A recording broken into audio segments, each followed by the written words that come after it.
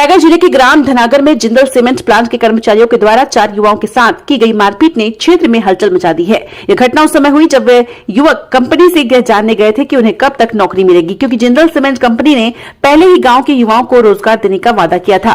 युवाओं का आरोप है कि जब वो गार्ड से इस बारे में जानकारी प्राप्त कर रहे थे तो कंपनी के कर्मचारी उन्हें बुरी तरह से पीटने के लिए आए। आरोप है कि हेमंत वर्मा, नरेंद्र चंदेल, अवधेश शुक्ला और अशोक नामक कर्मचारियों ने पहले इनोवा कार से उन्हें रोकने की कोशिश की, लेकिन जब यह प्रयास असफल हुआ तो उन्होंने बाहर निकलकर मारपीट शुरू कर दी। इस हमले में देवा पटेल को गंभीर चोटें आई है, जबकि विवेक शर्मा और अन्य 2 युवक भागने में सफल रहे।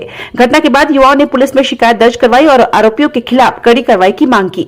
यह घटना केवल एक हिंसक हमला नहीं है, बल्कि यह जिंदल सीमेंट कंपनी की रोजगार नीति और उसके कर्मचारियों के व्यवहार पर भी सवाल उठाती है।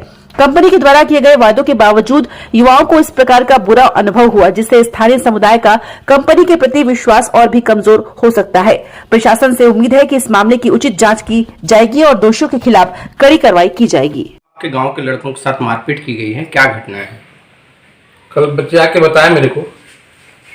मैं प्रयास किया कि जिंदल से बात भी हो जाए, परंतु वो अपना तमीज भी खो चुके थे मानी चौहान साहब। पिछले 3-4 महीना पहले धनागर की युवा, लगभग 50 से ऊपर युवा 45 दिन तक लगातार धरना आंदोलन किए वहाँ पे। उससे पहले माननीय एसडीएम साहब के न्यायालय में गांव के प्रबुद्ध लोगों के बीच युवाओं को 5-5 करके पाट करके नौकरी देने की बात हुई थी, परंतु आज पर्यंत किसी एक जन को भी नौकरी जिंदल के द्वारा नहीं दिया गया है। ये बच्चे सिर्फ इतना ही गए थे कि चलो भाई हमारी नौकरी कब होगा, कब दोगे, कब नौकरी मिलोगी, इतना ही पूछने गए थे। वहाँ पे बैठे थे, 9 बजे से बैठे थे। घटना 1:30-2 बजे के बीच की है।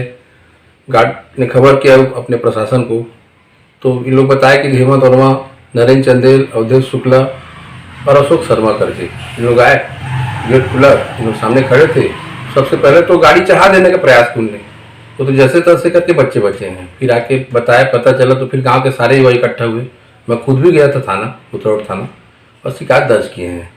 उसमें एक जन का आज एक्सरा होना है, तो कंप्लीट एमएलसी की रिपोर्ट नहीं आने के कारण अब क्या धारा लगा रहे हैं, क्या कार्रवाई कर रहे हैं, और आगे जैसे जैसे पता चलेगा इसमें कार्रवाई हम चाहते हैं। अगर कार्रवाई नहीं हुआ तो पूरा धनागर एकजुट होगा और बड़े आंदोलन के लिए हम बाध्य होंगे। जिंदल इसमें झूठा आरोप लगा रही है इन युवकों के ऊपर। जिंदल के द्वारा झूठा आरोप लगा रहा है चोरी का, ये क्या है? अब सरासर झूठ बोल रहा है वो। उसके मेन गेट के बाहर की घटना है, वहां पे उसकी कोई संपत्ति नहीं है, तो चोरी का तो सवाल ही नहीं है। वो अपने बचाव के लिए झूठा आरोप लगा रहे हैं बच्चों के ऊपर। आपका नाम? नरेश पटेल। मैं यहाँ सरपंच भी रहा हूँ, पूर्व उपाध्यक्ष जिला पंचायत रायगढ़ भी रहा हूँ।